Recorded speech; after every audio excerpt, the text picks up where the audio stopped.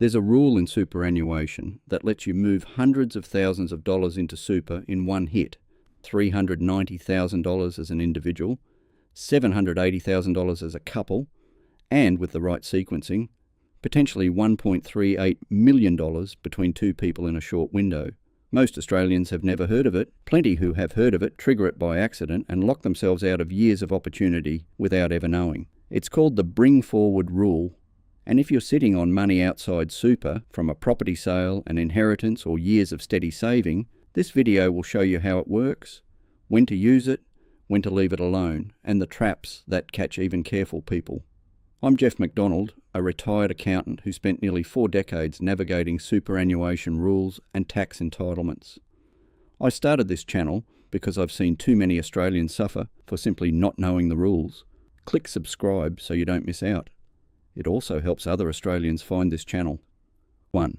What the bring forward rule actually is. Normally, there's a ceiling on how much after-tax money you can put into super in a single financial year, your non-concessional contribution cap. This financial year, that cap is $130,000, up from $120,000 last year. The bring forward rule lets you compress up to 3 years of that cap into one, as much as $390,000 in a single financial year.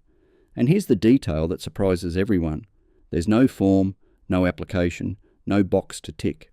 The moment your non-concessional contributions exceed the annual cap in a financial year, the rule triggers automatically. That automatic trigger is convenient and dangerous for reasons I'll show you at the end. Hold that thought.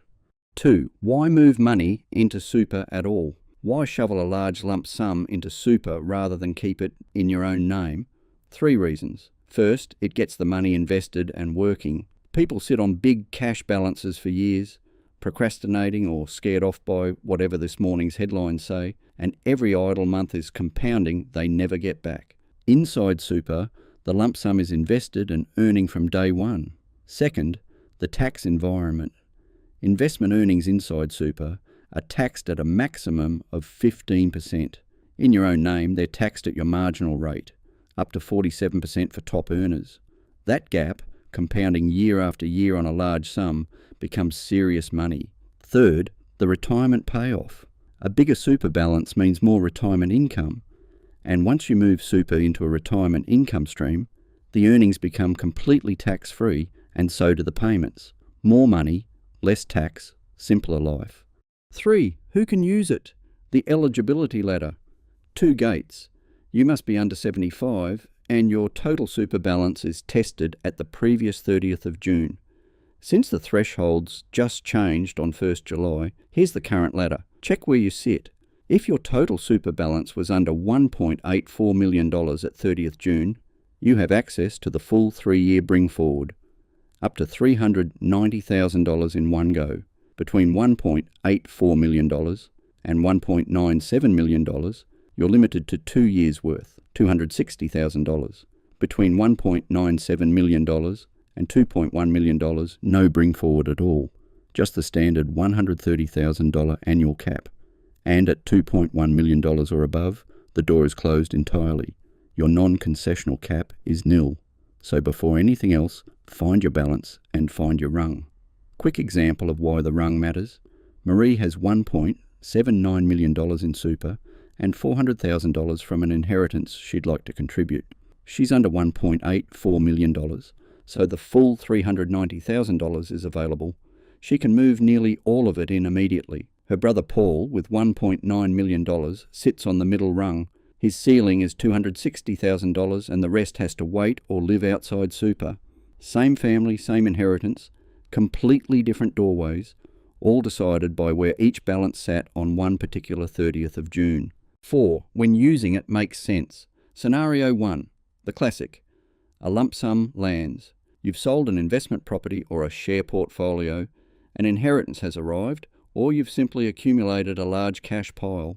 The bring forward rule moves it into the low tax environment quickly, so it starts compounding where the tax office takes the smallest bite.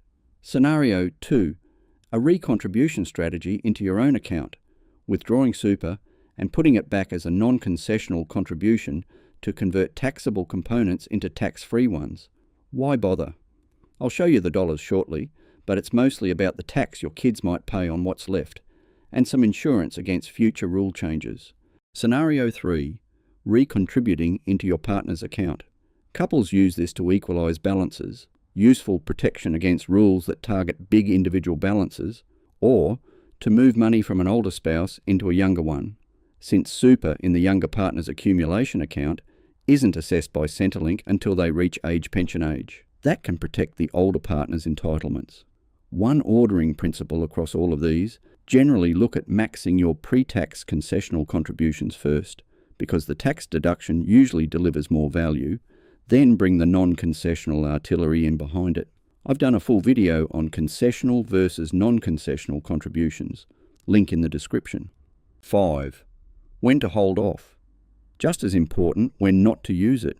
First, if more big money is coming, a planned asset sale, a likely inheritance, think twice before burning 3 years of cap space now. You may want that room available when the next lump sum arrives. Second, access. Once money goes into super, it's locked away until you're 60 and retired, or 65 regardless. If you might need those funds for life's curveballs, or to help the kids afford essentials like matcha lattes and protein bars, a full commitment may not be the right call. Third, better uses. Debt worth clearing first, or another opportunity, even if that opportunity is turning left when you board the plane. And fourth, if you're selling the family home, check whether the downsizer contribution suits you better. It's a separate doorway into super that doesn't consume any of your precious cap space at all. 6. The numbers. Let's make it concrete. Say your total super balance is $750,000 and you've just sold an investment property, leaving $500,000 in surplus funds. You're comfortably under the $1.84 million rung, so the full bring forward is available. You contribute $390,000 in one go, triggering the rule automatically. That uses your non-concessional cap for this year and the next two. No further after-tax contributions in that window. Here's why it can be worth it. Suppose that $390,000 earns 6%. That's $23,400 a year in returns. Inside super, tax on those earnings runs about $3,500. In your own name at a 39% marginal rate, 37% plus the Medicare levy, entirely plausible for someone who just realised a big property gain, you'd pay around $9,100, nearly 3 times as much, every single year, compounding against you. And that's the flattering comparison. Plenty of people leave sale proceeds sitting in cash, earning next to nothing while they decide.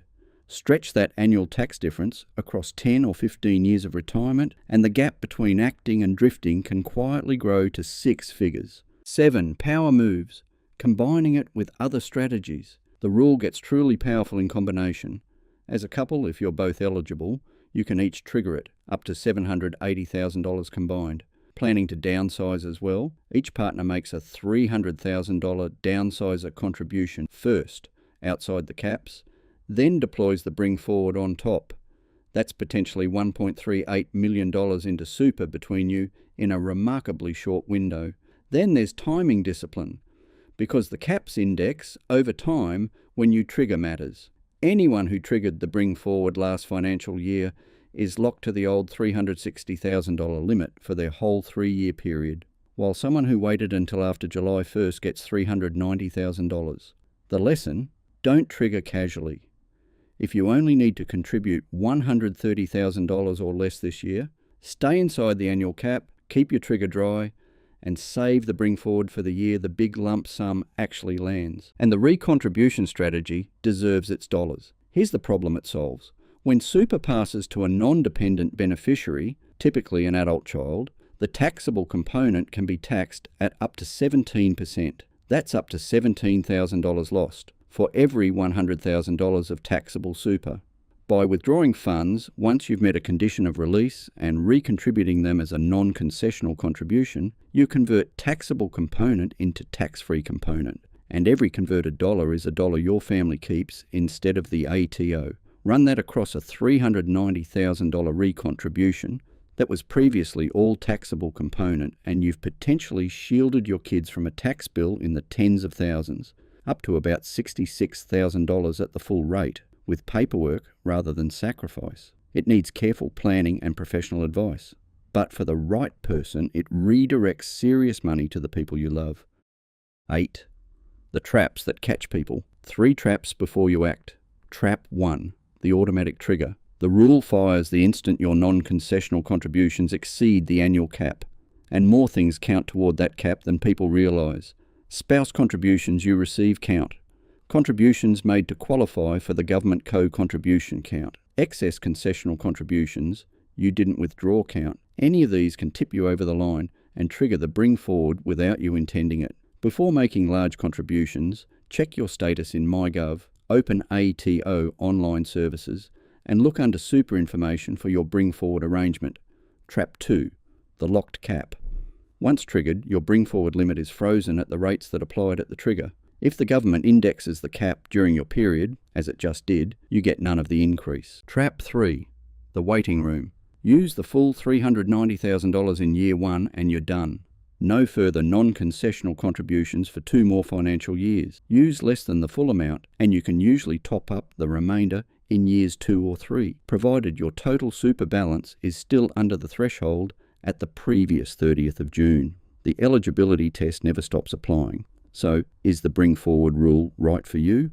Used well, it's one of the fastest, most effective ways to strengthen your retirement position. Big money into a low tax environment compounding for decades. Used carelessly, it's an accidental trigger, a locked cap and 3 years on the sidelines. The rule itself is simple. The timing is everything. Check your balance, check your MyGov status, map the next few years of likely lump sums, and if the sums are large, get a licensed financial advisor or accountant to pressure test the plan before you move a dollar. Everything in this video is general information, not personal advice. Your own circumstances deserve a proper look from a licensed financial advisor, a registered tax agent, or the free financial information service before you make any decisions.